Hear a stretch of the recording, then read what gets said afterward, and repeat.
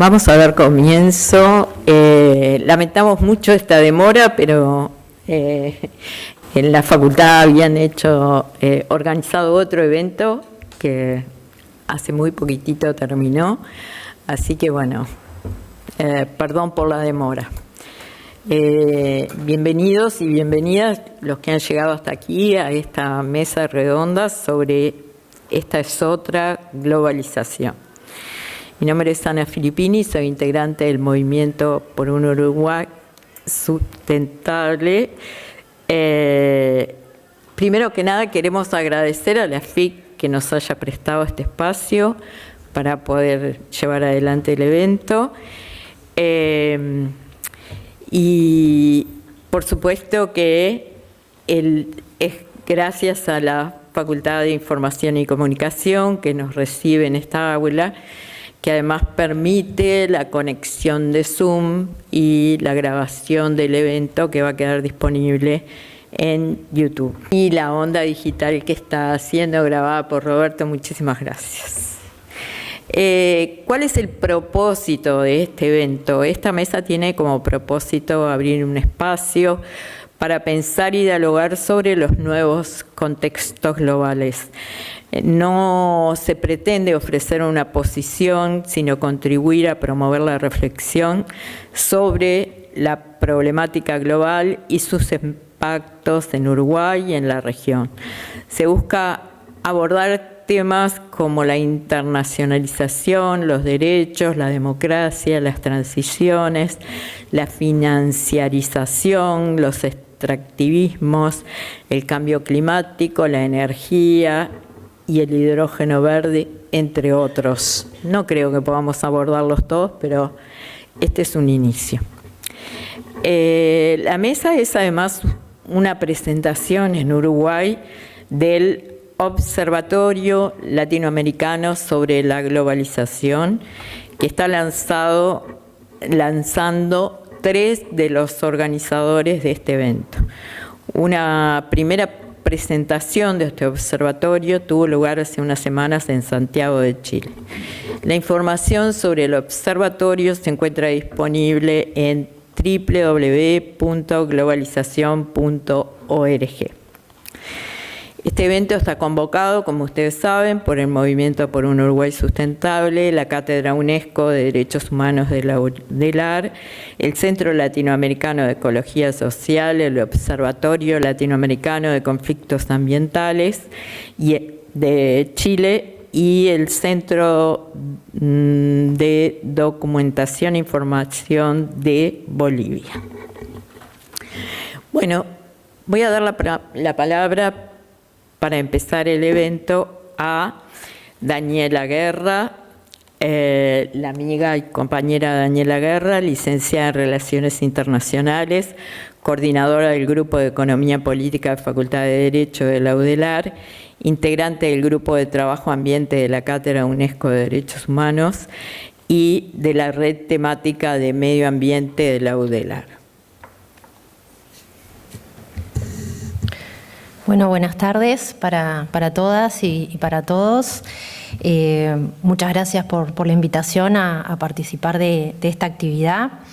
Lo que traje para compartir esta tarde tiene que ver con algunas reflexiones sobre la globalización y el cambio climático. Para ello, la idea sería repasar algunos de los principales resultados de la última COP, que fue el mes pasado, y a partir de allí hacer alguna relectura que tenga que ver con el vínculo entre globalización y cambio climático. La Conferencia de Naciones Unidas sobre Cambio Climático, la COP, se realizó el mes de noviembre, del 1 al 22 de noviembre de este año, en la ciudad de Bakú, en Azerbaiyán. Y los principales resultados podríamos explicar al menos 3. El primero, se acordó un nuevo objetivo colectivo cuantificado sobre el financiamiento climático de unos 300.000 millones de dólares anuales para el 2030, con un equilibrio entre mitigación y adaptación al cambio climático. Se operacionalizó el Fondo para Pérdidas y Daños, destinado a ayudar a países en desarrollo vulnerable a afrontar los impactos del cambio climático. Este mecanismo busca abordar las brechas de financiamiento climático y ayudar a los países en desarrollo frente a los efectos desproporcionados del cambio climático en sus territorios. Y por último, se reconoció la importancia de la transición justa hacia una economía baja en carbono, que tenga en cuenta los impactos sociales y económicos en las comunidades y en los trabajadores, lo cual significa un gran desafío para países como Argentina, Brasil, Chile, México, Venezuela, Colombia, entre otros. Cuando repasamos estas negociaciones, necesariamente tenemos que hacer referencia a la posición de Estados Unidos, que fue una posición compleja, que está marcada por una reciente vuelta de Donald Trump a la presidencia, y que a pesar de esto, el enviado de Estados Unidos a las negociaciones trató de tener un perfil alto y asegurar a la comunidad internacional que el país seguía en compromisos con la acción climática. Se debe reafirmar, mejor dicho, destacar en la posición de Estados Unidos que a pesar de las dudas que genera la administración de Trump, Estados Unidos reafirmó su compromiso con el Acuerdo de París y recordemos que en el 2021 Biden había establecido un nuevo objetivo nacional al reducir las emisiones entre un 50% y un 52% con respecto a los niveles del 2005 para el 2030 y esto lo había formalizado en lo que se llama la contribución determinada a nivel nacional actualizada en el marco del Acuerdo de París. También en lo que hace a la reducción de emisiones, reafirmó el compromiso de los Estados Unidos hacia el 2035 y puso énfasis en un capítulo interesante que tiene que ver con la innovación tecnológica para promoverla, para abordar la crisis climática y también destacar el papel de las tecnologías limpias y la necesidad de inversión entre investigación y desarrollo. También recordemos que en la COP28, que fue la del año pasado, tuvo un lugar también importante en la agenda de negociación el poner la inteligencia artificial al servicio de la acción climática en los países en desarrollo. Por último, también destacó fortalecer la cooperación entre los países y buscar alianzas e iniciativas en áreas especialmente como la de energía limpia y de adaptación al cambio climático, así como la reducción de emisiones. Ahora bien, la administración de Trump genera incertidumbres sobre estos compromisos de largo plazo de los Estados Unidos con la acción climática y sabemos su historial negacionista climático y su énfasis en el consumo de combustibles fósiles para reactivar la economía como parte de alguna de sus premisas.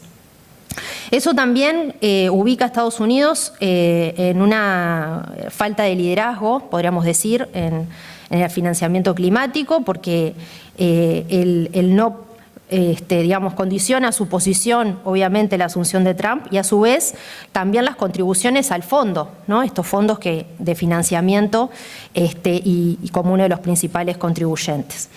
Y a su vez, en el balance de poder dentro de las negociaciones, bueno, ¿cuál va a ser el papel de Estados Unidos ejerciendo presión frente a otros países, ¿verdad?, al momento de las negociaciones? En el caso de China, tuvo también un rol activo y ahí hay que destacar al menos 3 aspectos. El primero es que reiteró su compromiso con la cooperación sur-sur, ofreciendo apoyo a países a través de la provisión de tecnologías, de financiamiento de capacitación y también reiteró algo interesante que tiene que ver con fortalecer los sistemas de alerta temprana para la reducción de los riesgos de desastres climáticos, establecer estándares, generar capacitación en la evaluación de los riesgos globales, todo ello con proporcionando apoyo científico. Por otro lado, en los aspectos controvertidos también, o de resistencias dentro de la COP, si bien reconoce la importancia del financiamiento climático, no quiere contribuir a fondos para pérdidas y daños en esta discusión de, bueno, tienen que contribuir los países desarrollados, los países en desarrollo que más contaminan, etcétera, ¿no? Entonces, recordemos que además la dependencia del carbón, pese a las inversiones que ha tenido en energías renovables, todavía no ha sido suficiente. Uruguay también participó en la COP29, buscó principalmente defender los intereses de los países en desarrollo, apoyó todas estas acciones de financiamiento para adaptación y para mitigación y sobre todo reafirmó su compromiso con el multilateralismo como aspectos destacados. A pesar de estos avances en la COP29, como se les suele difundir, tanto en financiamiento como en el fondo, América Latina expresó de diferentes formas críticas sobre la insuficiencia de esos recursos o la falta de ambición para la reducción de emisiones. También preocupa la dependencia de los combustibles fósiles, la vulnerabilidad de los ecosistemas y la necesidad de una mayor participación de las comunidades en los diferentes toma de decisiones vinculados al cambio climático. Estas preguntas plantean una crítica profunda a la COP29 y al régimen del cambio climático en general, cuestionando si se están abordando, mejor dicho, las causas estructurales de la crisis ambiental, como las relaciones de poder, las desigualdades, el modelo de producción capitalista o la dependencia de los combustibles fósiles. Se plantea la necesidad de reconocer la interdependencia entre la economía y los sistemas ecológicos, considerar los límites biofísicos del planeta, promover los modelos de producción y consumo que conserven esta biodiversidad y los servicios ecosistémicos, considerando las desigualdades de género, la división sexual del trabajo, el valor del trabajo de cuidado para una transición justa. Para analizar los resultados de la COP29 desde una perspectiva crítica que cuestione, ¿verdad?, que interpele estas desigualdades, estas injusticias y contradicciones dentro del modelo capitalista, el contexto en el que se dan estas negociaciones nos ocupa el foco y la capacidad de América Latina para negociar en este escenario internacional. Y la globalización, con su flujo de información, de capital, influyen en las políticas ambientales de la región y en su participación en la construcción de este régimen climático global. La globalización, en tanto ese conjunto de procesos multidimensionales que están intrínsecamente ligados a la formación del régimen del cambio climático. La creciente interdependencia entre países impulsa para la globalización económica, ha convertido los problemas ambientales como el cambio climático en preocupaciones globales que exigen una respuesta coordinada. El régimen del cambio climático como instrumento, a través de la Convención Marco de Naciones Unidas, el Protocolo de Kioto, el Acuerdo de París, surge en ese contexto de globalización y la necesidad de reglas, de acuerdos internacionales para abordar esos problemas ha llevado a la creación de este régimen que regula las acciones de los diversos actores involucrados. En definitiva, la globalización ha evidenciado la interconexión de los problemas ambientales a escala global y ha impulsado la necesidad de un régimen internacional para abordar el cambio climático. Algunos autores, como Sanahuja, Viola, Busso, coinciden en la importancia de fortalecer el multilateralismo y las instituciones internacionales para afrontar esos desafíos, haciendo hincapié en la cooperación internacional. Para pensar desde estas premisas y de estos postulados, algunos de estos autores utilizan algunos conceptos que nos ayudan a visualizar o a entrar en la discusión sobre la globalización y el cambio climático, ¿no? Entonces, el concepto de interregno que propone Sanahuja nos invita a repensar la globalización desde una perspectiva histórica y dinámica, reconociéndola como un proceso en constante cambio y no como un estado estático. Esta definición de interregno como un periodo de transición y de incertidumbre donde el viejo orden global se desmorona y uno nuevo no se consolida, lo que nos sitúa ante la posibilidad de un cambio de paradigma desde las relaciones internacionales. Para complementar la idea de Busso, ahí la autora nos habla de 3 posibles escenarios del futuro de la globalización: la continuidad, la transformación o la crisis terminal. En cambio, otros autores hablan de una globalización fragmentada, no voy a entrar en detalle ahora, ponen énfasis en algunos aspectos como la transformación tecnológica o las crisis recientes, y otros simplemente analizan las dinámicas, no simplemente, pero sí analizan poniendo foco en las dinámicas comerciales y de inversión en el contexto de globalización. Incluso se habla de la desglobalización como otro concepto que también pone entendida como esta reducción de las interdependencias y fragmentación de las relaciones internacionales.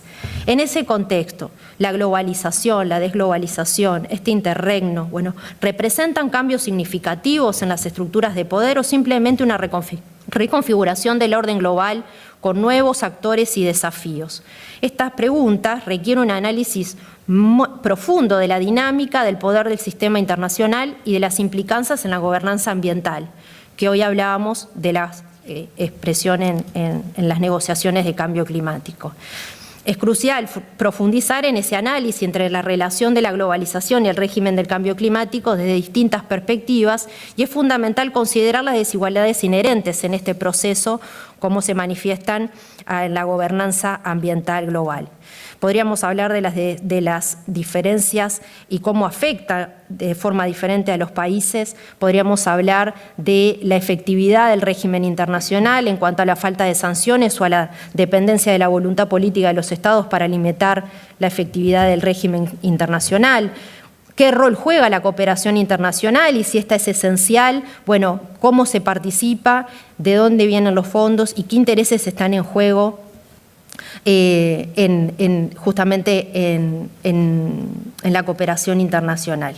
Ya para terminar, la COP, ¿no?, con la que comencé la presentación, evidencia para algunos avances, para algunos desafíos, pero lo que sí es claro que en el análisis de la relación entre la globalización y el cambio climático se requiere una perspectiva crítica que cuestione las desigualdades, la injusticia y las contradicciones del modelo de desarrollo, del modelo capitalista de producción, y que nos ayude a comprender estas negociaciones en el proceso de globalización actual, en estas caracterizaciones que presentan diferentes autores, para poder comprender de mejor forma cómo se está repensando esas estructuras de la gobernanza global, qué rol juega la cooperación internacional, el multilateralismo y garantizar la participación de los actores sociales en estos procesos. Muchas gracias.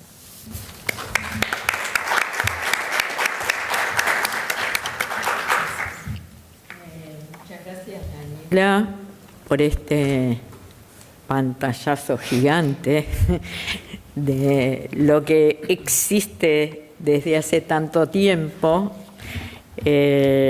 cómo es estas instituciones globales que vienen analizando el cambio climático y por el momento poco han hecho. Bueno, seguimos con Mariana. Mariana Chugar es coordinadora de la Cátedra UNESCO de Derechos Humanos de UDELAR, es coordinadora también del Grupo de Trabajo Ambiente y Derechos Humanos y del Núcleo Interdisciplinario Justicia Ambiental, Memorias Colectivas, Participación y Derechos. Además es profesora en el Departamento de Medios y Lenguajes de la FIC, además es amiga mía, y al igual que Daniela, formamos parte del grupo ecofeminista Dafnias. Bueno, muchas gracias a Eduardo por convocarnos a este encuentro y a Ana y también a Daniela por compartir la mesa. Espero que poder contribuir a la discusión. Como dijo Eduardo, él pensó que yo podría colaborar con algo. No es mi área de expertise, entonces voy a compartir algunas reflexiones sobre qué es esta otra globalización, ¿no?, considerándola desde esta perspectiva que planteaba Daniela ahora como algo que es un proceso dinámico, histórico, que se va transformando. Y bueno, en este momento particular, ¿qué significa, ¿no? En un contexto de policrisis, ¿no? Tenemos la crisis climática, pero también hay una crisis a nivel de las guerras que hay en el mundo, ¿no? Un incremento de los conflictos armados en todo el mundo. También tenemos crisis a nivel económico, un incremento de la desigualdad en todo el mundo. Y bueno, a nivel político también tenemos algunos cambios importantes, ¿no? Entonces, en particular, yo voy a hablar de cómo este contexto afecta la democracia y los derechos como discursos de proyectos emancipatorios. Entonces, en este nuevo contexto global, se genera una situación que es funcional para deteriorar la calidad democrática y la salvaguarda de derechos. Existe una insatisfacción, una falta de confianza en la representación política, existe también desinformación, creciente polarización que ponen en cuestión el sistema democrático como forma ideal de gobierno. En la región, Latinoamérica, se observa también un declive en el respaldo de la democracia. Solo un 48%, de acuerdo al informe del Latino Barómetro de 2023, dice apoyar la democracia. O sea, prefieren otras formas de gobierno por sobre la democracia. lo que apunta a una normalización de ideas autoritarias y discursos antiderecho. Este discurso público se da en un contexto de creciente desigualdad, como decía, a nivel económico, crisis ambiental, intensificación de transformaciones tecnológicas y violencias de distintos tipos que tienen impactos diferenciados en poblaciones que históricamente han sido vulneradas, como las mujeres y disidencias sexuales, poblaciones indígenas, racializadas. Y en nuestro continente tenemos una larga historia de estos procesos, no es algo reciente, sino que tiene más de 500 años. Y esta situación también se da en el norte del continente, ¿no? Tendemos a pensar las relaciones de poder, ¿no?, como centro-periferia o sur-global, norte-global, pero también los nortes tienen sus sures dentro. Y en particular pensando en Estados Unidos, que es uno de los referentes a nivel geopolítico, como decía Daniela, la situación política ahí también demuestra un deterioro de la democracia muy importante y una creciente precarización de la vida. Esto va acompañado de un aumento de la polarización política y la fragmentación social.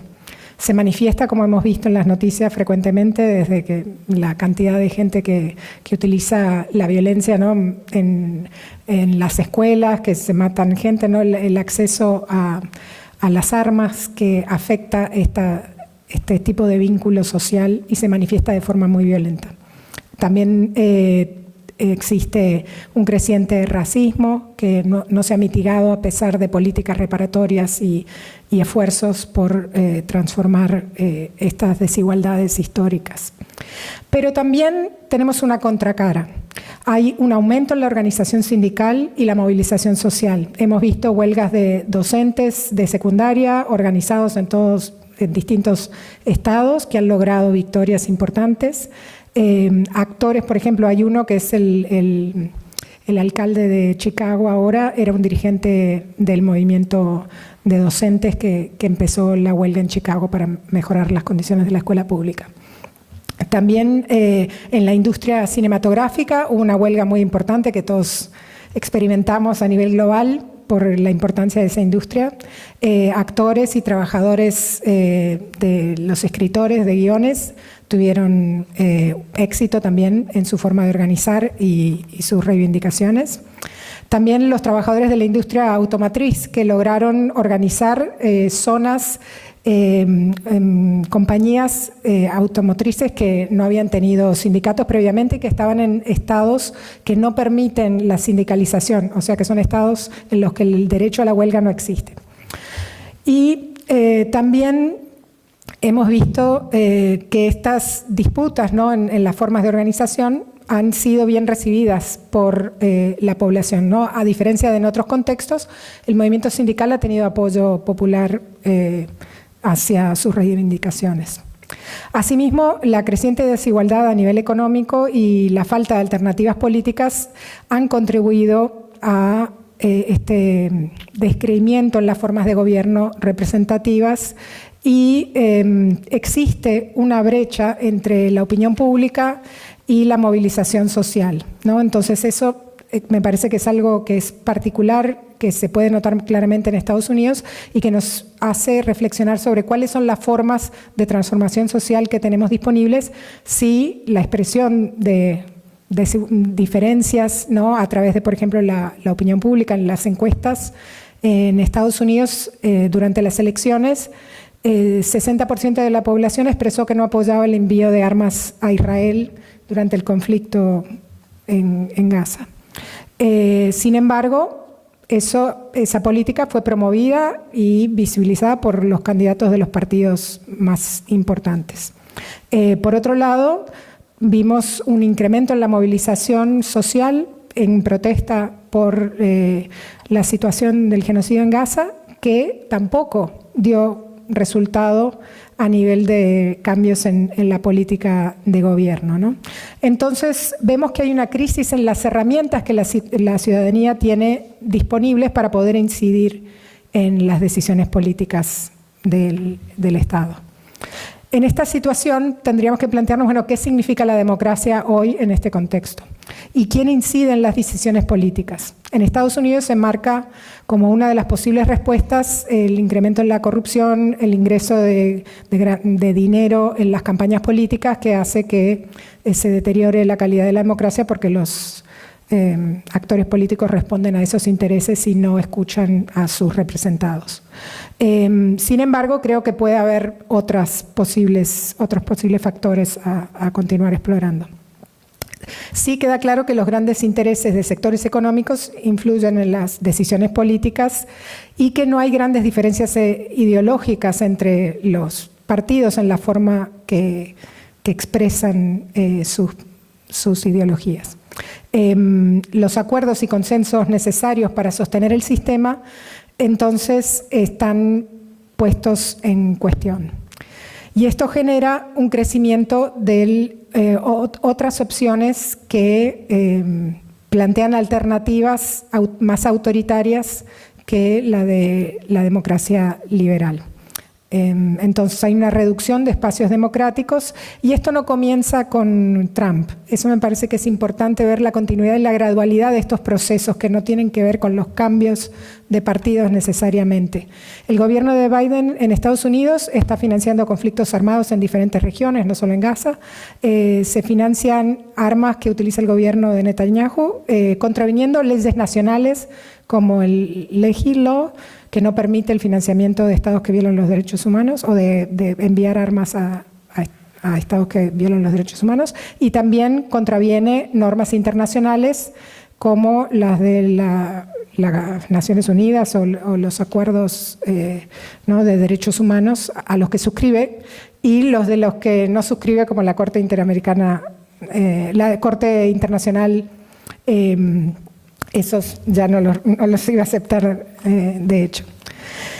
Entonces, esta falta de aplicación de estas reglas o de cumplimiento de estas normas que regulaban la forma de gobierno en este espacio, en este lugar, también se traduce a nivel interno en el uso de la coerción para imponer interpretaciones que limitan el derecho a la protesta. Lo hemos visto con estudiantes universitarios y docentes que protestaban. También lo vemos en el cuestionamiento de la autonomía de universidades, que son llamadas a declarar en el Parlamento, en el Congreso de Estados Unidos, por acusaciones de antisemitismo. Entonces se les cuestiona las políticas que tienen universidades públicas y privadas. Y vemos también que existen continuidades en derechos humanos que se siguen violando sin que haya ninguna crítica ni internacional ni local, ¿no? Por ejemplo, hay 27 prisioneros en Guantánamo que continúan detenidos sin juicio ni cargos desde principios de los 2000. También se ha limitado recientemente, durante el gobierno de Biden, el derecho al asilo y la recepción de refugiados. Y se continúa con el uso de centros de detención privados para alojar a personas inmigrantes indocumentadas.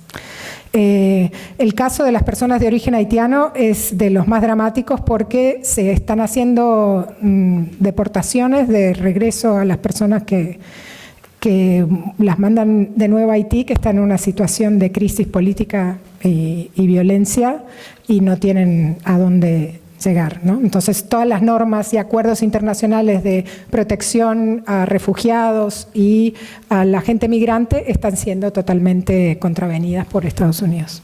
Y el resto de la comunidad internacional que no dice nada.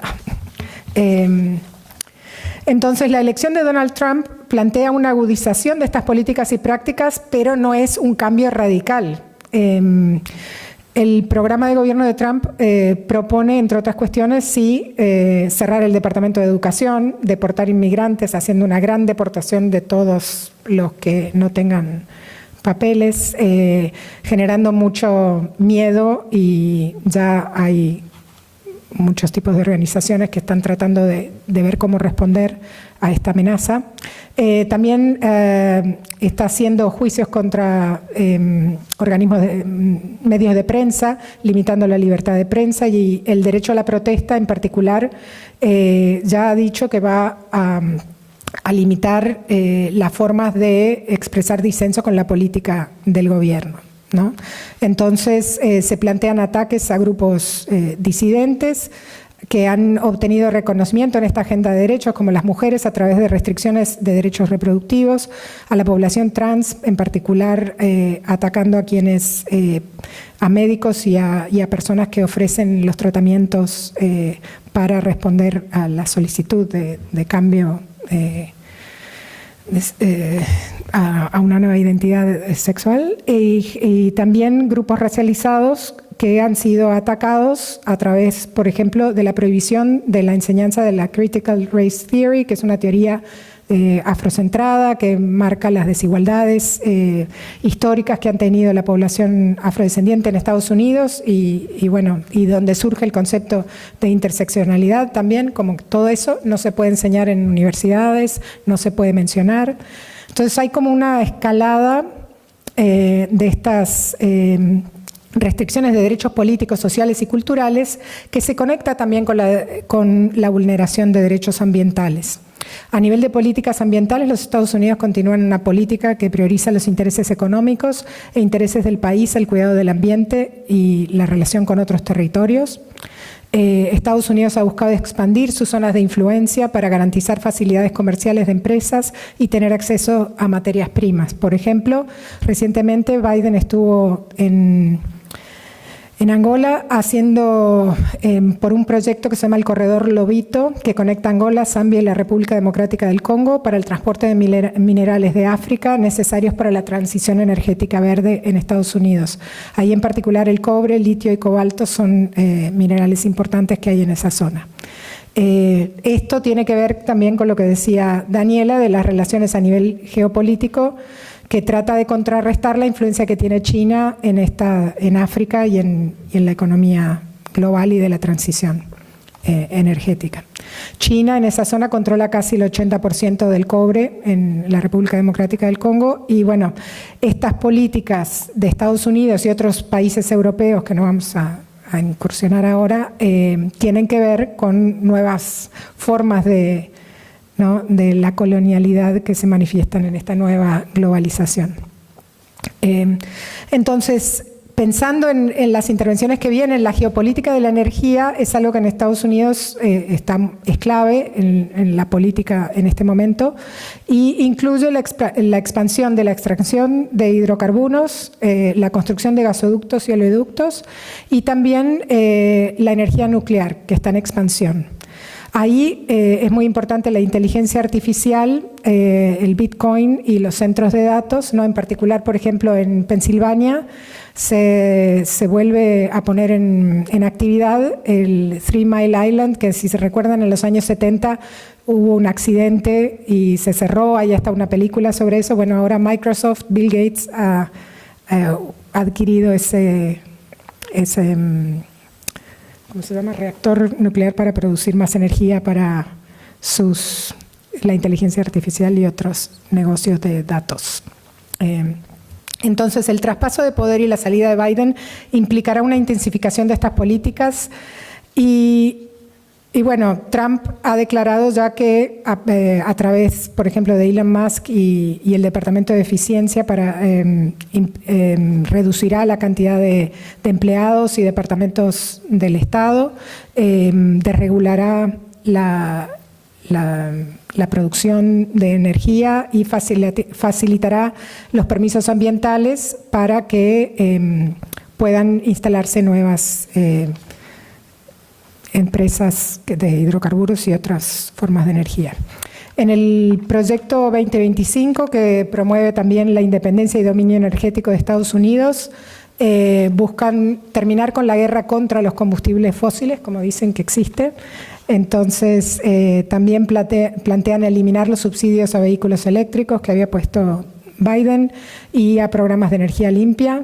Y también plantean deshacer la designación del CO2 como perjudicial para la salud, que se usa para regular estándares de emisiones que hace la Agencia de Medio Ambiente de Estados Unidos. Entonces, estos conflictos geopolíticos demandan una posición proactiva y nuevos retos y amenazas a futuro. Los conflictos son también socioambientales por disputas relacionadas con el acceso al agua, a la tierra, la extracción de minerales y la disposición de residuos que contaminan zonas de sacrificio a nivel global y local. Entonces, ¿qué caminos tiene lo político en esta nueva globalización o en este tipo de globalización? Como decía Daniela, el sistema internacional de derechos humanos, el multilateralismo, las agencias de las Naciones Unidas para coordinación de acciones y cooperación están teniendo una posición un poco precaria y no han podido responder a las demandas y al contexto de crisis que tenemos. Entonces están siendo cuestionadas, y no solo por la derecha, sino también desde otros quienes buscan alternativas más transformadoras. Estos espacios para la construcción de política a nivel global están siendo cooptados también, y por eso su legitimidad está cuestionada. La COP, las otras reuniones globales, ¿verdad?, han mostrado que hay una cantidad de empresas transnacionales que participan más a veces que los propios estados o organizaciones sociales. Entonces, también vemos que no se cumplen las decisiones que tienen estos organismos internacionales, se ataca y se mata a trabajadores de estas organizaciones y se desfinancian estos espacios. Entonces, continúa un desafío explícito a esta agenda de derechos que se había globalizado a través de estos sistemas, y hay un desafío poniendo en cuestión su relevancia en el contexto actual. Entonces, es importante preguntarnos si el lenguaje de los derechos es todavía útil para el cambio social y la búsqueda de justicia social y ambiental. En un momento de crisis de los horizontes de transformación social, se necesitan prácticas políticas que permitan la producción de lo común. La capacidad colectiva de intervenir en asuntos generales que afectan a todos depende de la defensa del derecho a debatir las decisiones políticas. Los esfuerzos colectivos en defensa de las condiciones simbólicas y materiales para garantizar la reproducción de la vida son luchas por lo común. Este espacio de articulación de la sociedad civil organizada en la política incluye a veces el conflicto, pero otras veces también el consenso. Entonces, ¿qué tipo de sentido puede tener lo común hoy?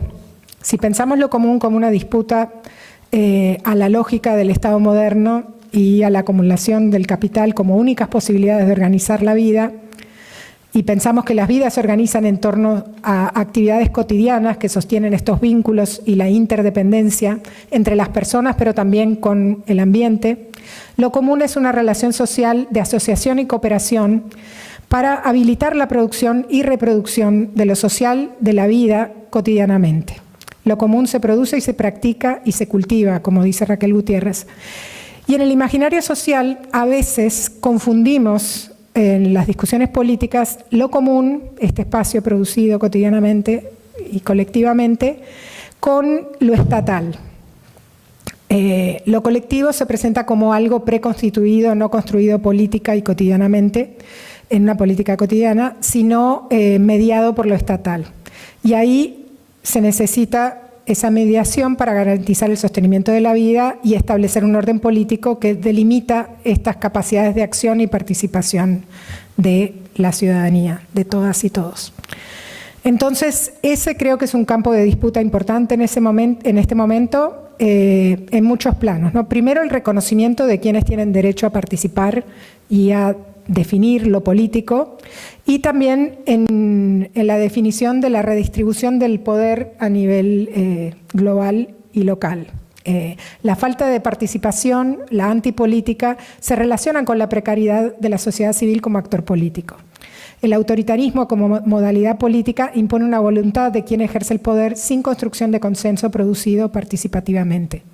Este autoritarismo democrático no acepta el pluralismo y transforma la diferencia en lo no aceptado. Se define al adversario como un enemigo, inclusive en Estados Unidos están hablando del enemigo interno en este momento, que evoca a nuestras dictaduras de otras épocas. Y hay un compromiso débil con las reglas democráticas. Se tolera la violencia y al mismo tiempo se restringen las libertades civiles, en particular la libertad de expresión y de protesta. Se fomenta el conflicto y la polarización y se plantea que el disenso es una amenaza para la seguridad nacional. Los derechos sirven para impedir que estas decisiones mayoritarias pongan en riesgo acuerdos e intereses demasiado importantes para ser comprometidos por lo que la mayoría legislativa o de la ciudadanía en un momento particular defina. Los derechos necesitan ser son un producto de la lucha y también son conquistas históricas de nuestras aspiraciones, de la calidad de vida que queremos tener. Entonces es una forma de disputar el espacio político. En este contexto de crisis de la democracia liberal, las formas de organización social y construcción política pueden ser usadas todavía para garantizar más derechos y yo creo que no hay que tirar el lenguaje de derechos que todavía sirve, se puede reconfigurar. Entonces, para ir terminando, ¿dónde podemos encontrar la esperanza en este contexto de policrisis y creciente incertidumbre? Creo que para contribuir al fortalecimiento y formación de individuos y colectivos que garanticen la participación activa de la ciudadanía en el diseño, las decisiones y la defensa de las políticas para lo común, habría que generar prácticas de gobierno y proyectos de futuro que reinventen las formas de gestionar los conflictos y de construir proyectos emancipatorios. Está en juego pensar un modo de hacer política y tejer alianzas que produzca proyectos comunes apelando a otras herramientas. Entonces, construir espacios de encuentro con anclaje territorial, pero en red con aliados internacionales que integren demandas en torno a una lucha común, puede ser una de las formas. Y creo que está haciendo, de cierta manera, como este evento lo muestra, y la forma que están tejiendo redes con el nuevo Observatorio de Globalización. Construir espacios de este tipo sirve para reivindicar a nivel local otra forma de hacer política y también para mostrar la interseccionalidad de las luchas, revalorizando lo local que complementa a la globalización en formas de tejer redes de solidaridad y un imaginario con valores que están desterritorializados. Entonces, es ese juego, ese diálogo entre lo local y anclado en el territorio, pero también que trasciende lo territorial y no nos deja solo con quienes compartimos el espacio. Bueno, creo que para esto se necesita deliberación crítica, fiscalización y articulación de las diferencias para superar estas desigualdades, reconociendo la heterogeneidad y, bueno, producir un mundo propio para todos. Gracias. Tenemos a Óscar ahora, está en el Zoom, sí, y seguimos con Óscar Campanini de Bolivia. Óscar es sociólogo, investigador boliviano sobre problemáticas vinculadas al agua, saneamiento, minería, extractivismo, recursos naturales, derechos humanos y ambientales, y actualmente es el director del Centro de Documentación e Información de Bolivia. Adelante, Óscar. Muchas gracias a todos por este espacio. Un gran saludo desde Bolivia. Y para, bueno, dar un aporte a este evento, este espacio de presentación del observatorio, quisiera comentar algunas cosas, sí, desde la experiencia de Bolivia, pero que creo que son un aporte y una reflexión para lo que ocurre en nuestra región. Hablarles de dos casos bien específicos y concretos que muy probablemente para todos los presentes no sean muy familiares, pero creo que sí se vinculan a problemáticas regionales y globales. Uno es el caso de la problemática del oro. Oro en este año ha roto eso que se llamaba una barrera psicológica de los $2,000 por onza Troy. A lo largo de los años, de toda la historia del precio del oro, se pensaba que ese era un límite que no se podía romper. Se llamaba incluso límite psicológico porque los mercados funcionaban a partir desde percepciones a veces incluso un poco subjetivas. Cuando llegaba a ese límite se pensaba que no se podía superar, pero este año se ha superado, se ha llegado a más de $2,700 la onza Troy, y las proyecciones para el próximo año plantean, ya hablan de casi llegar a $3,000 la onza Troy del oro. Ese fenómeno que está ocurriendo en el caso de este mineral, tiene serias repercusiones sobre nuestro continente, ¿no? El incremento del oro, del precio del oro genera una mayor demanda, y esa demanda no era una demanda esperada con mucha anticipación. Entonces, quienes han respondido con mayor agilidad a ese incremento en la demanda ha sido la pequeña minería. No han sido los grandes proyectos mineros que requieren de al menos 5 años para poder planificar e implementar algún tipo de proyecto. Entonces, esta pequeña minería, no solamente en Sudamérica, sino obviamente en varios lugares del globo, del mundo, han sido los que han intensificado la extracción del oro y han respondido a esa demanda. En el caso de nuestro continente, eso obviamente ha tenido serias repercusiones sobre la Amazonía en su conjunto. La Amazonía y todos los países que cubrimos esa Amazonía: Bolivia, Perú, Ecuador, Colombia y por supuesto Brasil, ¿no? Los impactos sobre la Amazonía son realmente significativos en términos de deforestación, porque es la minería aluvial, esta pequeña minería, la que más ha crecido. Uno de los hechos, de los impactos más preocupantes están vinculados al mercurio, que es uno de los metales que se utiliza para amalgamar el oro. El mercurio es una de las sustancias tóxicas de mayor preocupación en el mundo. Existe incluso un convenio internacional que se llama el Convenio de Minamata para poder procurar disminuir en todo el mundo la extracción, consumo, comercio de este mercurio. A pesar de este acuerdo global que existe, el mercurio para la minería aurífera ha incrementado en su consumo. Y un dato que siempre llama la atención y a nosotros nos preocupa de forma muy importante en el caso de Bolivia, es que Bolivia se ha convertido desde hace 5 años atrás en el principal país importador legal de mercurio en todo el mundo. Es a través de Bolivia que está llegando la mayor cantidad de mercurio, flujos de mercurio hacia nuestro continente. Entonces, eso tiene repercusiones realmente preocupantes sobre especialmente población indígena que vive y tiene al pescado como una de sus principales fuentes de alimentación. Es a través del pescado que se transmite una de las principales fuentes de transmisión de este contaminante. Entonces, este contaminante va a afectar seriamente a la población indígena principalmente, pero no solamente indígena, de toda nuestra Amazonía. Y por los efectos que tiene el mercurio, tiene impactos significativos sobre el sistema nervioso, y estos impactos son permanentes en el caso de los niños en gestación. La madre con altos niveles de mercurio puede pasar ese mercurio a los niños, ya sea a través de la placenta cuando está en gestación, o a través de la leche materna cuando están recién nacidos.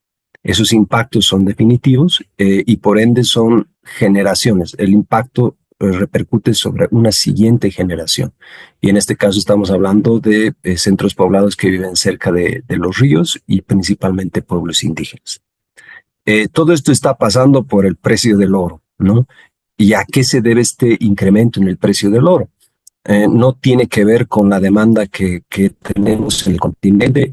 Por supuesto, uno de los principales usos del oro es el uso para joyas, pero un factor que ha incrementado, y especialmente desde el año pasado y el próximo año, que ha intensificado esta demanda, es la demanda de los países para poder cambiar muchas monedas que tenían en sus tesoros tesoros generales de los países, para poder reemplazarlos por el oro. ¿Por qué razón? por todas las sanciones que han habido a nivel internacional. La Rusia, por supuesto, que ha sido una de las más sancionadas. Se le han congelado parte de sus recursos que no estaban en Rusia, sino en otros bancos que estaban en diferentes monedas. Entonces, todos los países están recurriendo al oro como una forma para mantener el valor por esta incertidumbre que se está generando a partir de estas sanciones. Ese es uno de, por supuesto, de muchos otros factores. Pero a donde quiero ir es mostrar cómo este fenómeno que está ocurriendo a nivel global, este fenómeno que tiene vínculo con fuertes pugnas entre grandes potencias en el mundo, pugnas geopolíticas en algunos momentos y en algunos espacios, manifestadas a través además de guerras no de forma directa, sino de guerras indirectas, están teniendo serias repercusiones sobre nuestro continente, sobre nuestro país, sobre importantes biomas como es el caso de la Amazonía. Este es un ejemplo de cómo estos fenómenos globales y estas relaciones, estas pugnas geopolíticas nos tienen que importar. Tenemos que conocerlas, tenemos que poder analizarlas, tenemos que poder tener una opinión propia de qué es lo que está ocurriendo y cómo eso puede afectarnos. Y así como ocurre con el caso del oro, ocurre con el caso del litio, donde también nuevamente Bolivia, y no solamente Bolivia, sino también Chile y Argentina son países relevantes.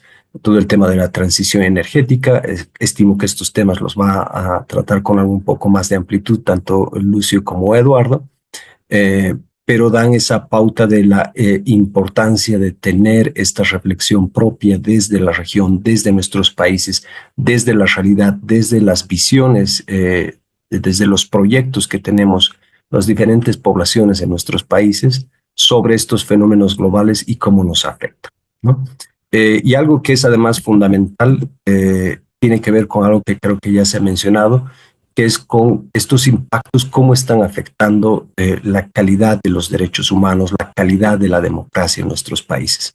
Nuevamente, para volver al ejemplo del oro, porque es creo que bastante ilustrativo en el caso boliviano, los estados son los que deberían controlar esto, ¿no? Controlar que los impactos de estas actividades mineras sean menores, se mitiguen, se controlen, se regulen. En el caso boliviano, para que tengan un dato, la importación del mercurio es legal. Es el único país en Bolivia, en el continente que además de tener legal la importación del mercurio, los controles establecidos son realmente mínimos. Repito y reitero en muchas exposiciones que importar a Bolivia mercurio es mucho más fácil que importar libros o importar medicamentos. Y eso lo decimos por experiencia propia. Nosotros somos un centro de documentación, a veces nos toca importar ciertos libros y es un trámite realmente muy complejo, mucho más complejo que el de un importador de mercurio. O lo que ocurre durante la pandemia, el importar medicamentos fue realmente mucho más complejo. Entonces el Estado, en lugar de cumplir ese rol de controlar, regular, se está metiendo al negocio.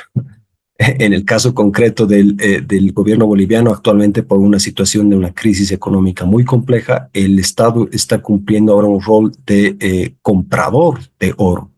Compra oro a los mineros informales, en el caso de Bolivia se llaman cooperativas mineras, estos mineros informales, en algunos casos ilegales, les compra. Este año pasado ha llegado a comprar 11 toneladas de oro sin ningún mecanismo de trazabilidad, sin asegurarse de que este oro esté cumpliendo normativa ambiental, normativa laboral, que no haya trabajo infantil u otro tipo de criterios que tienen que ver con el cumplimiento de derechos humanos. Todo esto para poder vender el oro a nivel internacional y poder resolver un problema, una característica particular de la crisis económica boliviana, que es la falta de divisas. Entonces, en el caso boliviano, se está metiendo al negocio sin cumplir el rol que debería cumplir, que es el de garantizar los derechos humanos. Y esto que ocurre en Bolivia, en el caso concreto del oro, no es algo aislado. Muchos de nuestros estados por presiones, por querer tener un mejor lugar en estos mercados globales, flexibilizan normativas, olvidan, relajan el cumplimiento de ciertas funciones de regulación, control, y en algunos casos extremos, como el caso que les acabo de mencionar, incluso fomentan, forman parte de todos estas cadenas económicas, y además cadenas vinculadas estrechamente a vulneración de derechos humanos. Entonces, esa es una razón más por las que nos tiene que realmente preocupar lo que ocurre a nivel global, todas estas tensiones, presiones que se traducen en nuestros países en impactos sobre el medio ambiente, sobre las poblaciones, sobre pueblos indígenas, y además impactos sobre la democracia y sobre el Estado de Derecho en nuestros países. Entonces, con esta breve exposición, con estos breves ejemplos, simplemente reforzar la pertinencia de este espacio, la pertinencia de este observatorio de la globalización, que esperemos que sea un aporte significativo a la reflexión desde nuestras realidades, a partir de nuestros proyectos de vida, de nuestras visiones, sobre lo que está ocurriendo en el mundo, cómo nos afecta y cómo queremos que podamos ver adelante y salir adelante. Muchas gracias. Lucio es ingeniero por la Universidad de Santiago de Chile, es director del Observatorio Latinoamericano de Conflictos Ambientales OLCA y miembro del Consejo Directivo del Observatorio de Conflictos Mineros de Latinoamérica, OCMAL. Desde hace muchos años acompaña a comunidades chilenas ante los impactos de los extractivismos y ha sido docente en variados cursos. Hola, buenas tardes. Muchas gracias por la invitación. Encantado de estar compartiendo este panel con ustedes. Muchas gracias a las compañeras que precedieron con sus exposiciones y a Oscar también. A mí me gustaría referirme a cómo la inserción que Chile ha tenido en la denominada globalización, cómo ha ido evolucionando o mutando, ¿no? Y qué efecto eso está teniendo hasta el día de hoy en términos acumulativos de alguna manera de amarrar o poner candado a las posibilidades de transformar o de transitar a otro estado de economía, de país, de modo de vida, que está limitado al transferir soberanía o transferir derechos a otros países y a las empresas que llegan a nuestros países con sus inversiones. Lo primero que les quería comentar es que, bueno, para Chile esto tiene una larga historia que no quiero aburrirlos con eso, pero hay un par de puntos que tienen que ver con este contexto, ¿no? Chile, a diferencia de otros países de Latinoamérica y del mundo, inicia una apertura comercial y económica a fines de los años 70 y durante la década de los 80. Esto lo hace en la dictadura, ¿no? Con asesoría de los discípulos de Milton Friedman de la Escuela de Chicago, y que abren unilateralmente la economía del país a los mercados, digamos, ¿no? Esto tiene un fuerte impacto en un proceso de desindustrialización, pero también es la base para luego generar el proceso de privatización, ¿no? Que se da muy fuertemente en nuestro país. Paradojalmente, después del año 90, con la transición a la democracia, ese proceso, en vez de revertirse, se profundiza, ¿no? Y en ese momento, a mediados de los años 90, aparece una fuerte política de consolidar estas relaciones y esta apertura de manera unilateral inicialmente a partir de los denominados acuerdos económicos y comerciales, los tratados de libre comercio, y también los acuerdos de promoción y protección de inversiones. Dicen los economistas, particularmente en Chile, que este país es el que tiene más tratados de libre comercio y de protección de inversiones con el resto del mundo, ¿no? Chile tiene 34 acuerdos de económicos y comerciales a nivel denominados tratados de libre comercio de manera más genérica, y 33 acuerdos de promoción y protección de inversiones. Eso es lo que marca fundamentalmente el desarrollo de la economía y de la transición a la democracia y del abordaje de las deudas que se acumularon durante décadas, tanto en dictadura como en las primeras décadas de la transición a la democracia, ¿no? Esto relaciona a Chile con 65 países, 65 economías distintas del mundo, que representan el 88% del PIB mundial, que representan el 65% de la población a nivel global. Esos son las cifras que se entregan oficialmente para hacer una valoración, ¿no?, de lo que ha significado este proceso de inserción económico y comercial de Chile al mundo. Esto incluye también a Uruguay. No sé si ustedes saben, Chile tiene un acuerdo de promoción y protección recíproca de inversiones desde el año 2012 vigente, y también un acuerdo de libre comercio suscrito el año 2018, ¿no? Por lo tanto, es también un canal o una forma de relación entre nuestros países y finalmente también entre nuestras sociedades, ¿no? Ahora, esto tiene como saldo fundamentalmente es que amarra las posibilidades de transformación de nuestro país a ser una sociedad más democrática, una sociedad que garantice derechos sociales y que se haga de manera equilibrada en relación a los territorios y a la naturaleza, ¿no?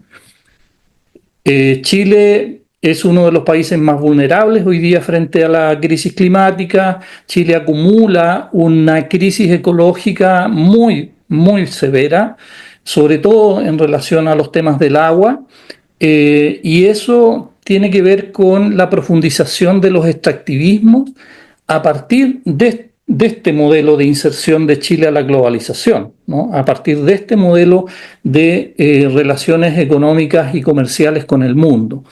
Chile aparece en los rankings mundiales hoy día como uno de los países más desiguales del mundo, ¿no? O sea, lo que se trata de mostrar a veces de Chile como éxito hacia, sobre todo los países vecinos de la región, tienen una contracara que sobre todo se mostró con los niveles de abuso, de desigualdad, de abandono por parte del Estado de muchos de los derechos sociales que debieran ser cubiertos en un país que muestra supuestamente un auge económico tan importante como lo ha hecho Chile durante mucho tiempo, y que mucho de eso tiene que ver con indicadores macroeconómicos, que tiene que ver con las exportaciones, con la inversión, pero no tiene que ver con la realidad que están viviendo los territorios y sus comunidades.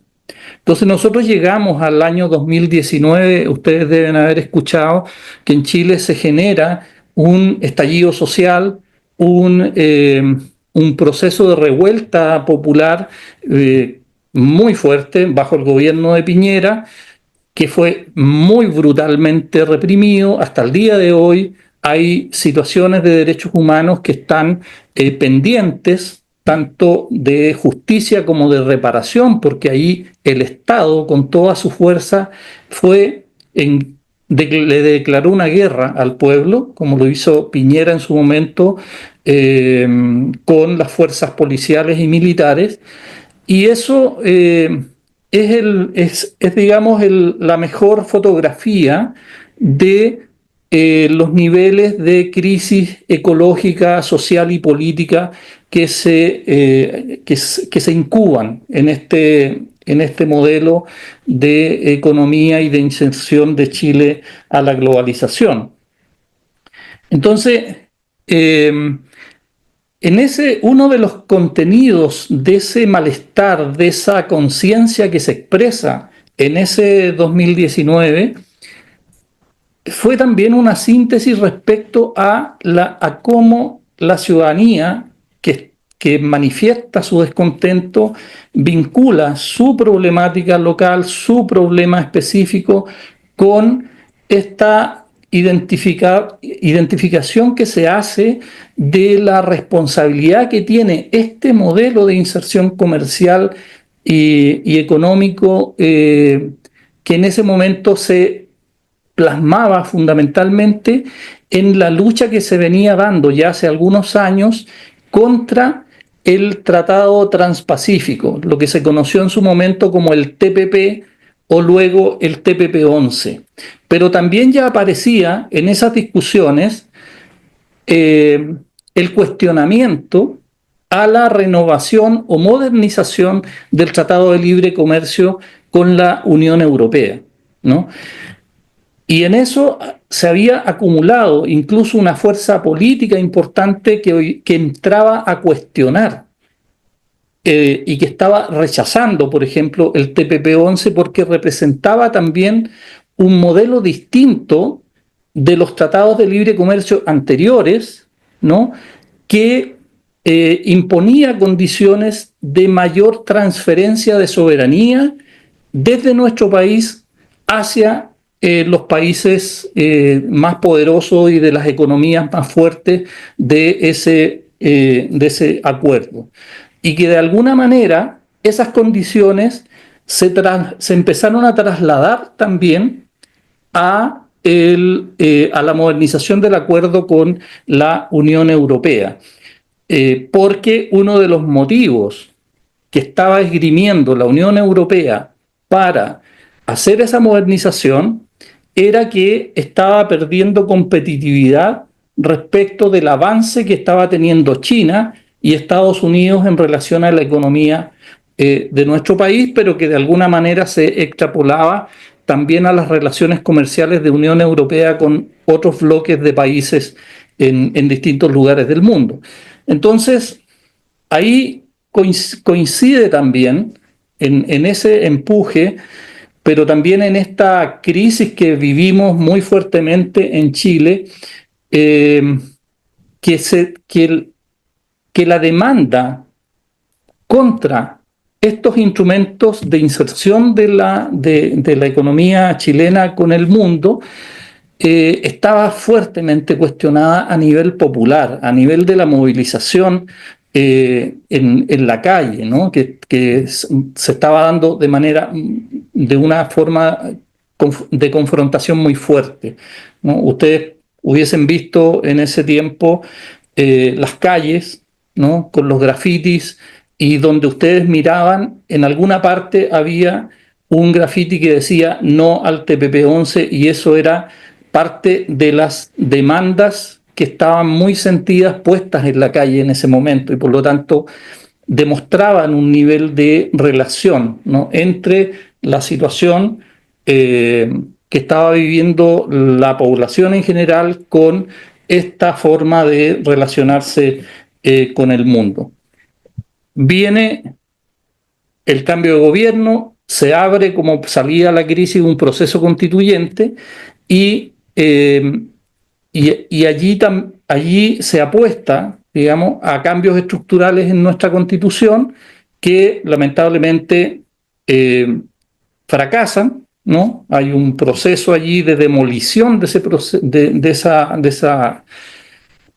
ese proceso social y ciudadano político, y eso significa que se da un vuelco a la situación política del país bajo el mismo gobierno. De alguna manera la revuelta social lleva a que Boric sea, y esa alianza de gobierno llegue a la presidencia, pero luego se fracasa el proceso constituyente y hay un giro muy fuerte de la política gubernamental que comprometía originalmente una transición socioecológica, un gobierno ecologista, un gobierno feminista, que comprometía un cambio de la matriz productiva, que comprometía un proceso de salida de los extractivismos que tanto daño nos han hecho, y sin embargo eso tiene un giro. Sin duda hay una fuerza conservadora que se empieza a expresar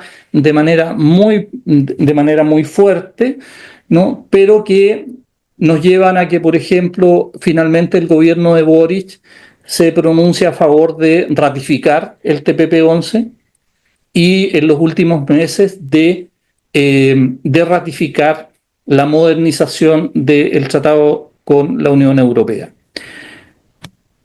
Y esto en un contexto donde la presión, sobre todo de Europa, de Alemania, para que Chile se incorpore políticas y se embarque en lo que está definido como la transición energética como principal política de la Unión Europea para enfrentar la crisis climática. Y de ahí derivan y se adoptan en nuestro país una serie de políticas que de alguna manera ya estaban en ciernes años anteriores, pero que con el gobierno de Boric adquieren mucha fuerza. Y allí aparecen, por ejemplo, el fomento a la energía renovable no convencional, a la definición de la Estrategia Nacional del Hidrógeno Verde, ya en el gobierno de Piñera, pero que se impulsa con mucha fuerza. Se plantea la idea de que Chile se debe transformar en un país exportador de energía. Chile es un país que depende en más de un 60% de hidrocarburos que Chile no tiene, que depende del mercado internacional. Y sin embargo se nos pone como meta ser exportador de energía. ¿A partir de qué? De los potenciales de energía renovable y de fabricación de hidrógeno verde para el mercado europeo. Entonces, y de ahí viene también todo el empuje y la presión que se materializa en el texto de la modernización del acuerdo de la Unión Europea para facilitar el acceso de los países de la Unión Europea a los que denominados minerales críticos o minerales de la transición o minerales estratégicos, que en el caso de Chile son sobre todo cobre, litio y tierras raras, ¿no? Entonces, se empieza a generar un vuelco a fortalecer los extractivismos que ya conocíamos y de empujar una agenda extractivista que incorpora nuevas dimensiones de los extractivismos en nuestra realidad, como es la masiva invasión de proyectos, de megaproyectos de energía renovable no convencional, la masiva cantidad de proyectos de hidrógeno verde que demandan mucha agua y mucha energía eléctrica, y también una agenda de nuevas inversiones mineras que tienen mucho impacto en nuestro país y que, por la relevancia que tiene tanto el cobre como el litio en el mercado global hoy día, son empujes extremadamente gigantescos para nuestra realidad, que tiene territorios que ya están bastante fragilizados por la situación de extractivismo que tenemos ya acumulada en algunas décadas.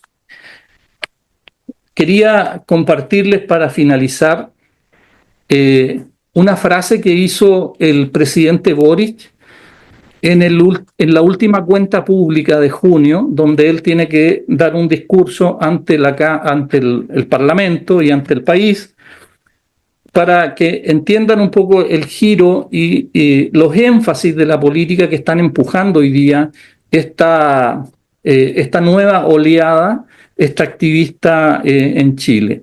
El presidente dijo en una de sus frases: con el cobre y el litio y también el hidrógeno verde se abre la oportunidad de un desarrollo sostenible de largo plazo que contribuya, además, a la transición energética del planeta y, de paso, otorgue bienestar a nuestro pueblo.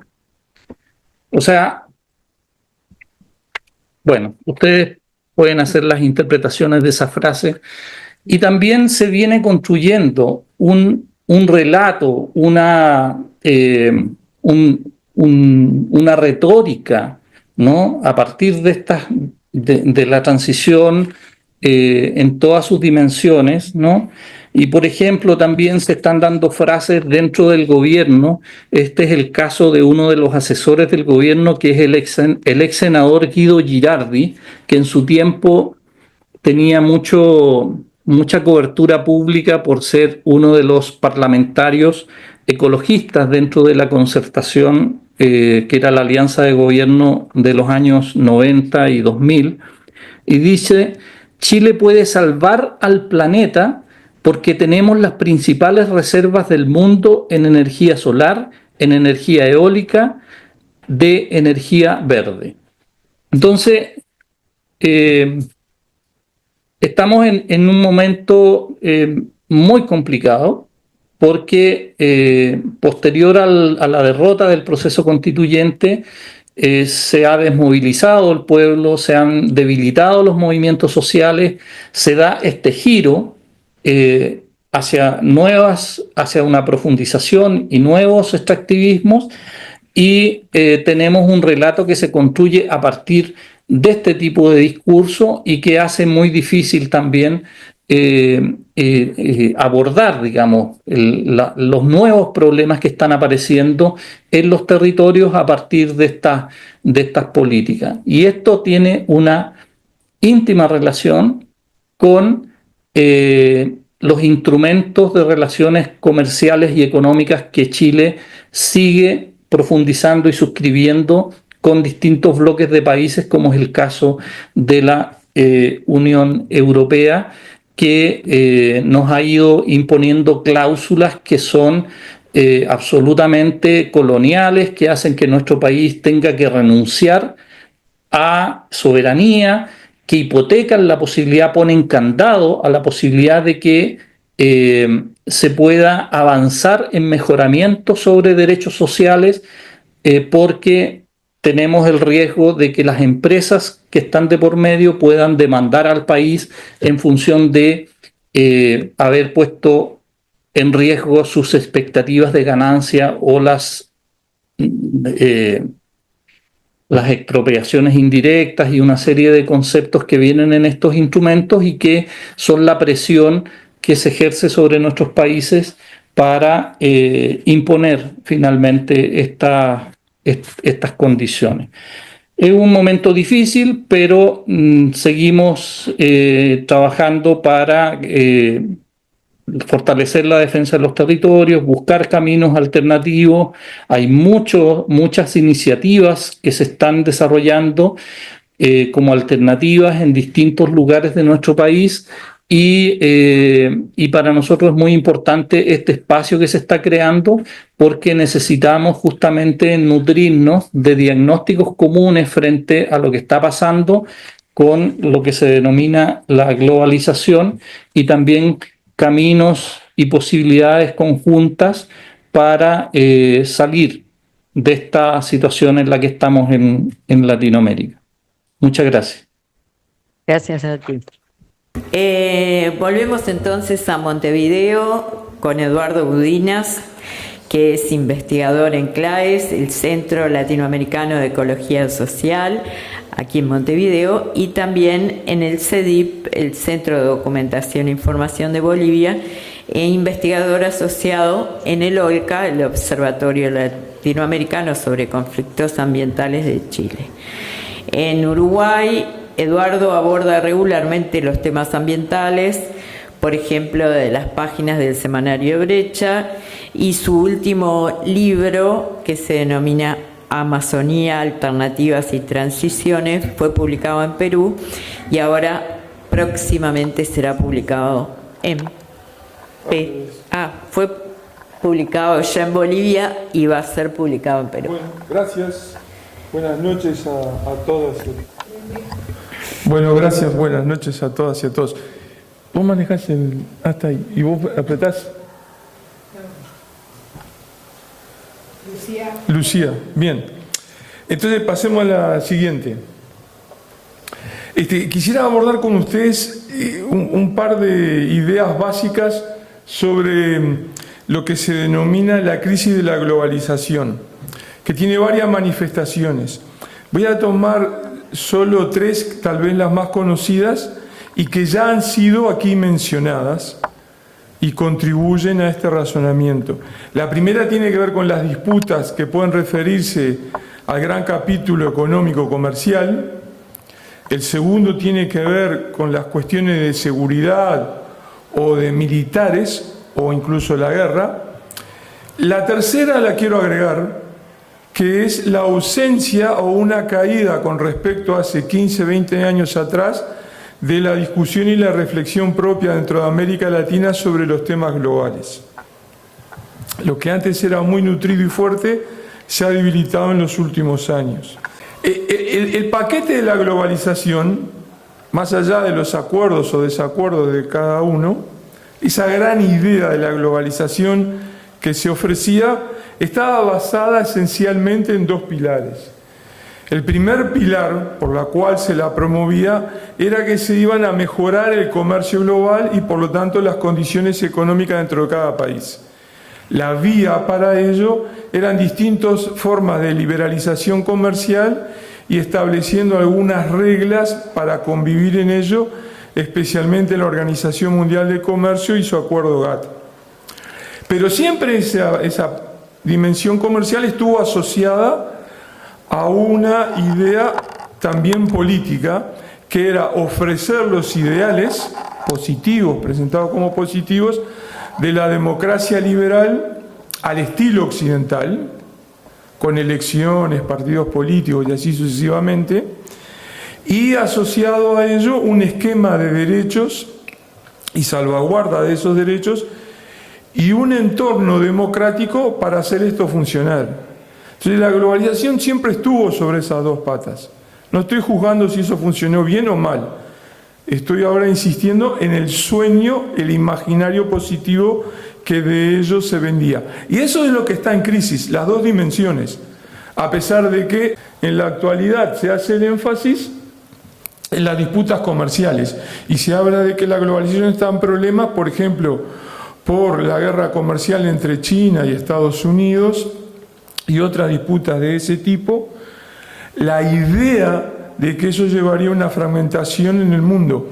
Eso contradice uno de esos sueños de esa globalización que estaba resumido en una imagen que brindaba el periodista Thomas Friedman hace muchos años atrás, que él sostenía que si dos países tenían sucursales de McDonald's, como eso implicaba estar inmersos dentro de la globalización y de las costumbres de esa sociedad globalizada, si dos países tenían sucursales de McDonald's, no habría guerra entre ellos. Eso, como ustedes saben, se derrumbó con la invasión de Rusia a Ucrania y por lo tanto McDonald's tuvo que vender sus sucursales en Rusia, que fueron renombradas con un nombre ruso. Eso era el diseño que se vendía hasta hace unos años atrás. Y eso está en discusión. Les traigo acá unos ejemplos. Ese es un reciente foro que hubo en el Foro Económico de Davos hace unos 3-4 meses atrás, si la globalización estaba muriendo. Ese que está ahí es Adam Tooze. Adam Tooze, ya voy aprovechando para mezclarme con las ponencias anteriores, Adam Tooze es el papá del uso contemporáneo de la palabra policrisis. Y es un historiador. Y hizo famosa la palabra policrisis no porque la publicó en un journal, capaz que ya saben esta historia, pero es un artículo cortitísimo de un cuarto de carilla en el periódico Financial Times. Entonces recuperó una palabra muy usada. Pero ya hace años se venía hablando de una crisis global en el comercio. Y por ejemplo, The Economist había acuñado el término de la globalización lenta, para traducirlo de la manera más sencilla al español. ¿Y dónde está parado América Latina en eso? Nosotros estamos en una situación muy particular dentro de esos debates que se discuten en el norte, porque somos proveedores de recursos naturales. Nuestras economías, en cierto modo, dependen de ello, especialmente por cuestiones financieras, Eso promueve los extractivismos y aquí hoy han ustedes oído varios ejemplos de ello. Ha hecho referencias Mariana.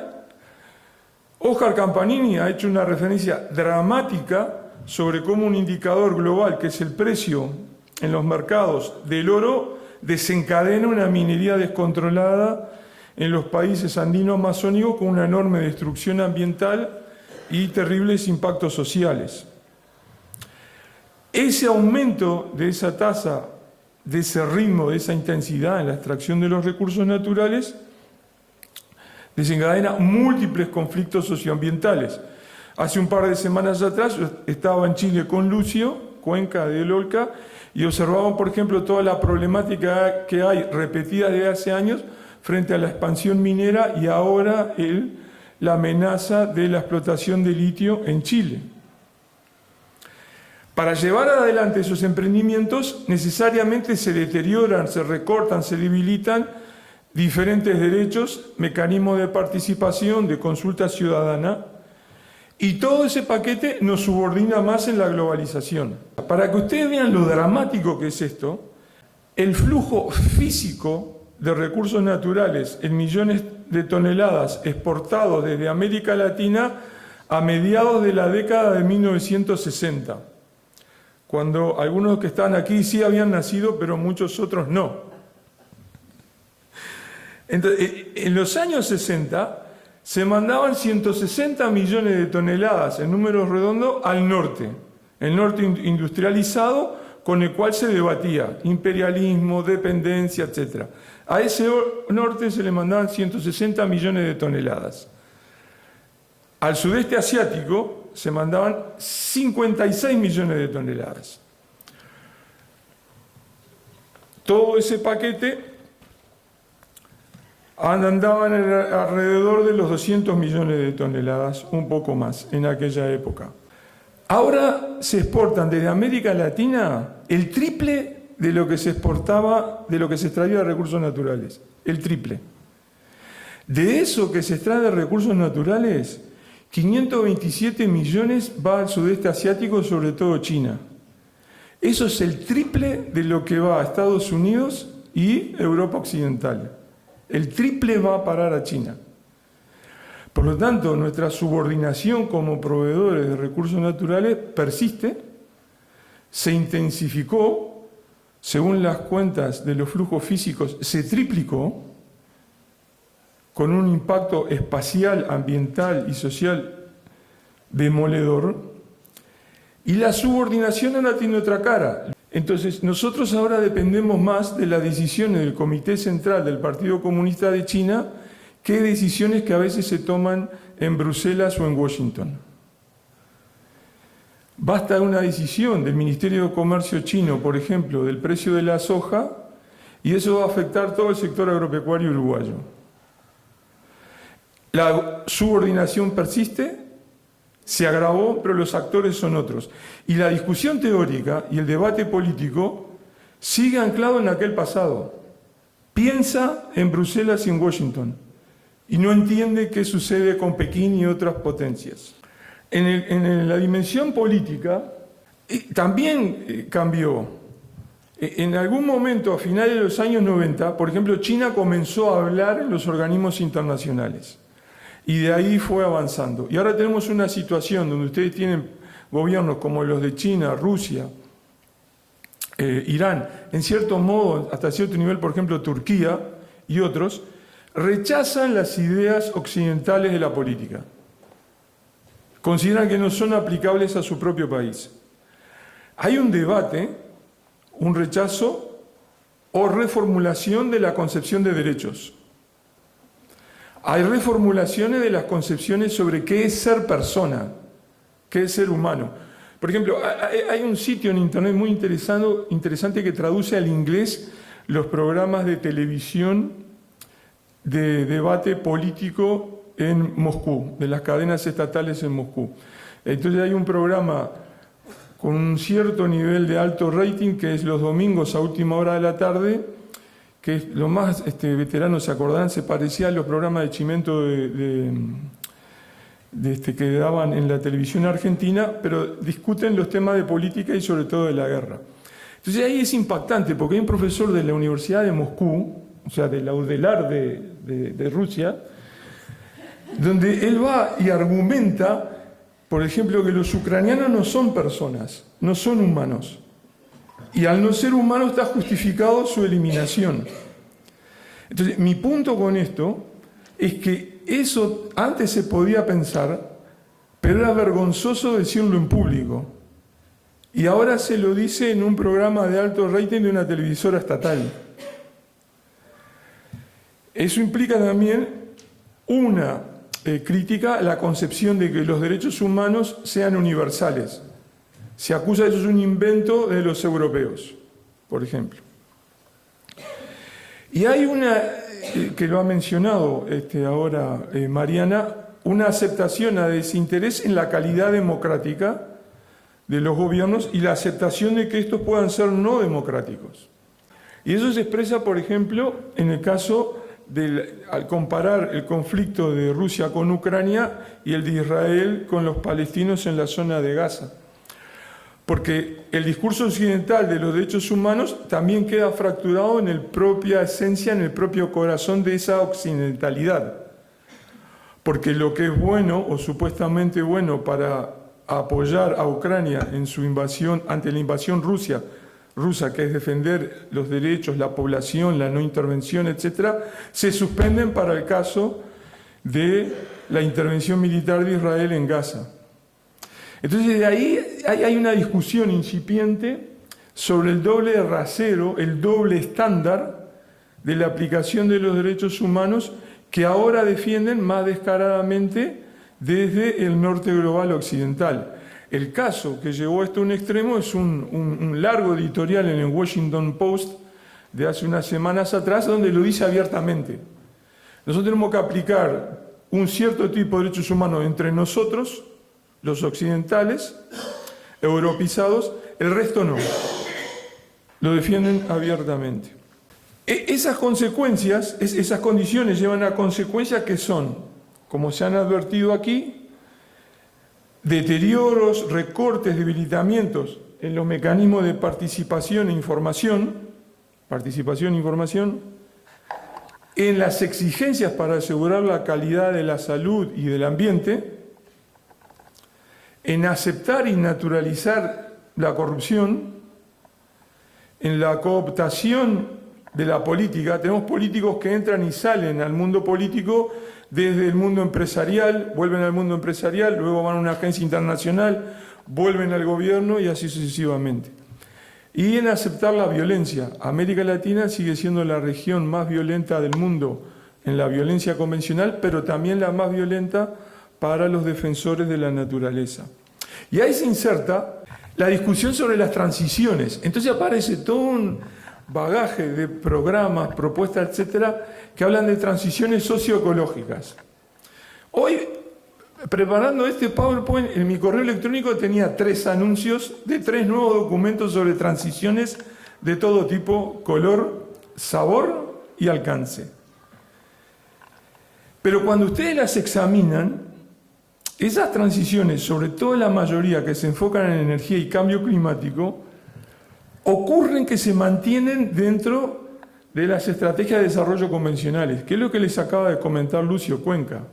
O sea, la idea del gobierno chileno es, nosotros vamos a aportar a la transición energética en el mundo, permitiendo que haya automóviles con baterías eléctricas, explotando nuestro litio, nuestro más extractivismo minero para la reconversión en energía, sobre todo de quienes consuman esos automóviles. Por lo tanto, están todas dentro del desarrollo convencional, dentro del capitalismo, dentro de esas relaciones de subordinación, porque Chile enviará ese litio al norte. Ahora, la evidencia es que esas estrategias de desarrollo no logran resolver la crisis,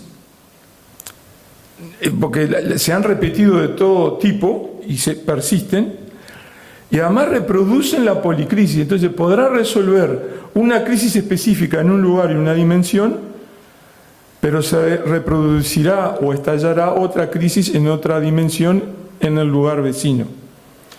La diferencia es que ahora no hay más tiempo, porque si nosotros desde América Latina extraemos 1.000 millones de toneladas de recursos naturales por año para exportar, más toda la mochila ecológica que eso deja, en un contexto de cambio climático, a este ritmo, en 40 a 50 años no queda nada.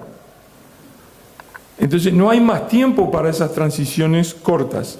Y es de ahí que surgen las discusiones sobre las transiciones largas, que salen de las estrategias de desarrollo. Para pasar un aviso sobre esto, eso está ahí en el sitio de globalización, que es el primer reporte de este observatorio que estamos llevando adelante con el OLCA y CEDIP, que analiza críticamente la imitación, la invasión o la imposición de ideas de transiciones, sobre todo europeas y estadounidenses, que se repiten aquí desde el sur sin mayor análisis crítico. ¿Qué tiene que ver todo esto con Uruguay? He oído varios ejemplos, pero no resisto en darles uno específico para terminar con esta breve presentación. Esto que han dicho ellas y nuestros ponentes por Zoom, más lo que aquí he sumado, en el desarrollo tradicional está embebido en la idea que necesitamos crecer, que lo acaba de decir el presidente electo y lo dice el actual presidente vigente. Coinciden los dos en que el país tiene que crecer. El ministro de Economía designado insiste, tenemos que crecer más, incluso. Eso, en el caso de Uruguay, necesariamente pasa en el corto plazo por mantener o aumentar las exportaciones de recursos naturales. Se quiere sumar ahora, por ejemplo, lo del hidrógeno verde a ese paquete.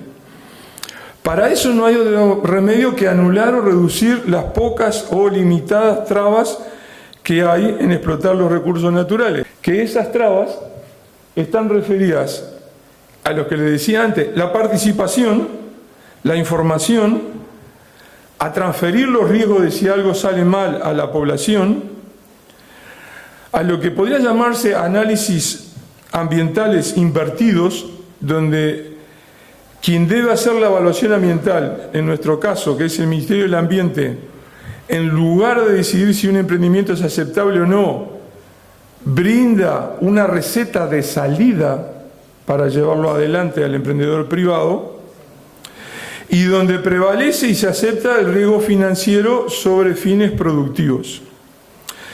Eso, todo ese paquete, erosiona la calidad democrática y recorta los derechos. Y todo ese entramado, que se repite por estas condiciones globales y también ocurre en los países vecinos, desemboca en el proyecto Arasatí. Todo lo que hemos hablado en esta tarde aplica perfectamente al emprendimiento de Arasatí. Podría hacerse un esquema similar para los proyectos de hidrógeno verde. Debería hacerse un rescate de la memoria de las discusiones del anterior gobierno a cargo de la administración Mujica del sueño de la explotación minera a cielo abierto de Aratirí. Y así sucesivamente. Y en todos esos casos prevaleció la necesidad de crecer económicamente, por lo tanto de reducir y anular cualquier traba que impidiera ello. Y ese ejercicio de reducir las trabas, de limitar la participación, la información o la calidad de la evaluación ambiental o del monitoreo ambiental y la calidad de vida de las comunidades, todo ello más tarde o más temprano también erosiona y limita la calidad de la democracia. Así que bueno, muchas gracias a todos ustedes.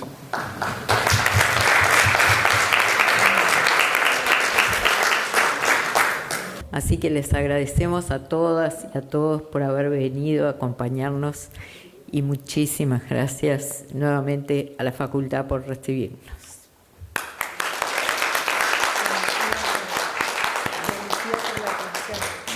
Y a Lucía por la transmisión. Y a Lucía también.